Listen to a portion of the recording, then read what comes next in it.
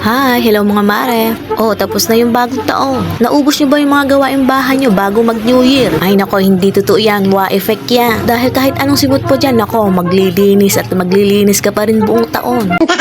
Kaya ngayon, ito ko ngayon, naglilinis. Tatanggalin ko na nga yung prosperity jar na ginawa ko. Pampaswerte nga daw ito, kaya naman gumawa ako bago mag New Year. Tapos aalisin na nga daw after New Year, kaya ito pinagbabalik ko na yung mga kailangan. Syempre, yung asin at asukal, ibinalik ko na nga dun sa lagayan. Tapos yung tubig itinapon ko. Yun namang dahon ng laurel, itinago ko ulit para gagamitin ko pag magluluto ako. Yung bigas, inilagay ko na nga rin sa palabigasan. Tapos itong bulak, mamaya ibabaon ko nga sa lupa, gaya ng sinabi nila. Yung barya, inilagay ko na sa alkansya ko. Para naman dumami yung laman ng piggy bank ko, wala na kasing mailagay.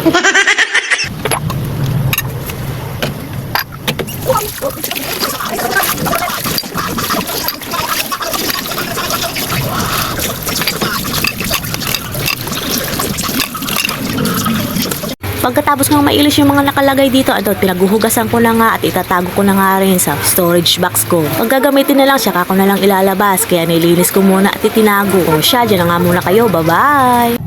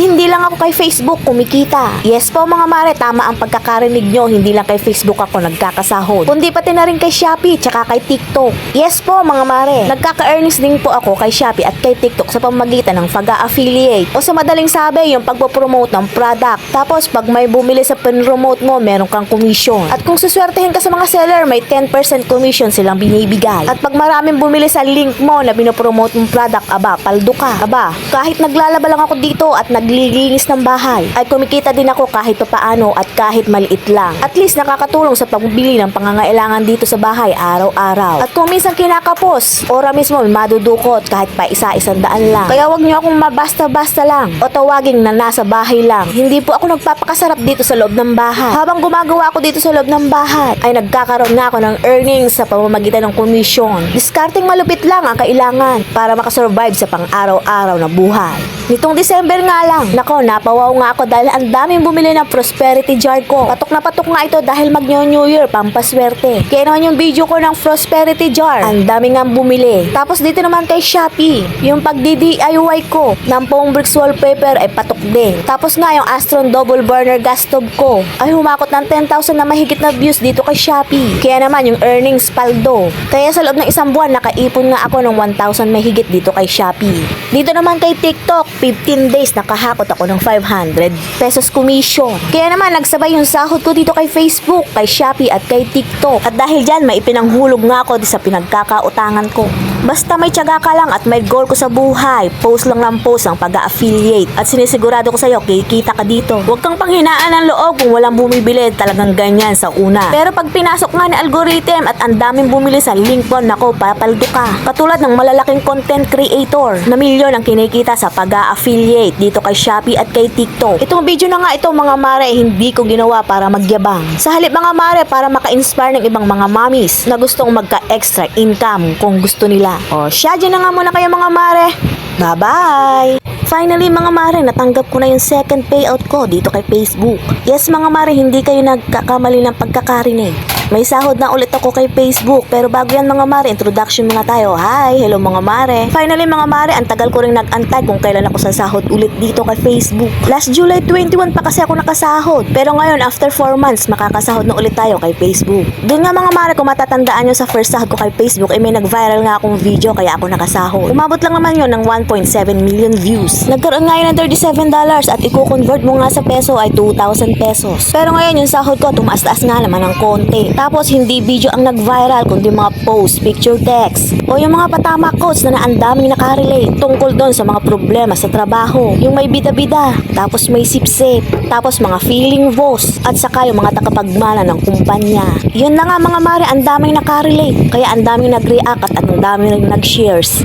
At dahil nga doon, panalo tayo ngayon mga mare. At sinakto pa ni Meta na Paskong Pasko may sahod tayo. Buong November kasi puro mga patama coach yung mga pinost ko. At langya mga mare, ang dami talaga nakarelate tungkol sa mga trabaho. Kaya hanggang ngayon, ganun pa rin yung pinopost ko. At yung mga nag-boom nga ng mga patama coach ko ay nagkaroon nga ng mga earnings. Maliit man mga mare ang earnings, pero pag pinagsama-sama mo buong November yung mga patama coach ko. O ayan, pak, $41 ang kinalabasan. At kung i-convert mo nga ito sa piso, ang suma total nito ay 2,300 pesos. O di ba may pambili na naman tayo ng isang sakong bigas. Tapos pang isang ilinggong ulam. Pero hindi yun nangyari mga mare dahil yung sinahod ko nga dito kay Facebook ay ipinambayad ko sa utang. Aba, talagang ganun mga mare, pag may utang babayaran. Pambili ko nga sana yun ng washing machine pero ibinayad ko muna sa utang para naman makahinga-hinga ng konti kahit papaano. Tapos doon sa iba ko pang pinagkakautangan, mag-antay-antay lang po at mga naka-line up na kayo. Medyo matagal man pero hindi ko po nakakalimutan yung mga utang ko sa inyo. Naway pagpasensyahan nyo na lang po ako dahil wala po akong trabaho. Kaya ito, nagbabaka sakali kay Facebook. Baka maraming mag-viral sa mga video ko nako tapos na ang mga utang ko sa inyo. At sa mga followers ko at sa mga non-followers, maraming salamat po sa panonood ng mga videos ko, sa pagla-like at pag-shares.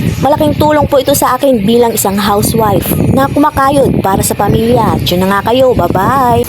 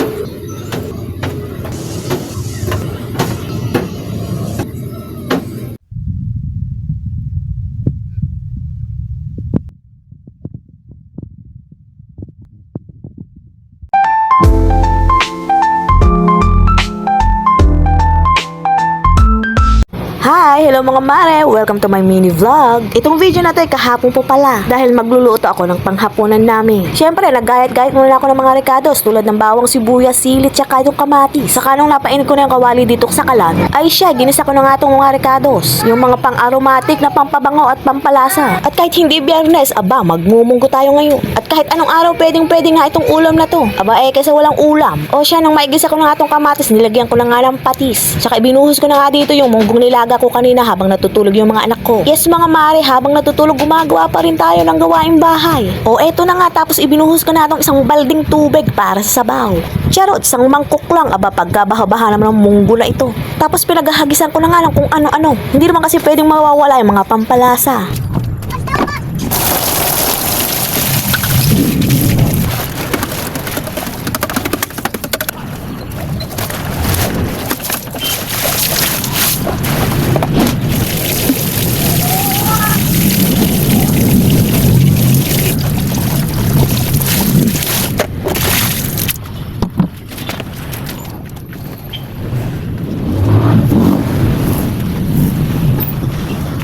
Habang pinalalamutan ko nga itong munggo, lumabas nga ako dito sa labas ng bahay namin at pinagbabanlawan ko itong pinag-iihan na bedsheet ng mga anak ko. Tapos nung mayari ako, eto, sakto kumukulo na at malambot na yung munggo kaya nilagay ko na yung dahon ng malunggay. Saka initsahan ko na rin isang buong baboy, isang chicharong baboy pala. Tapos walang katapusang halo-halo na naman dito hanggang sa maluto. Natitiyak ko nga masarap na nga ayan at sinisigurado ko lang papapakin nga ito ng bunso ko. Ang mga anak ko pinalalaki kong huwag magselan sa mga ulam.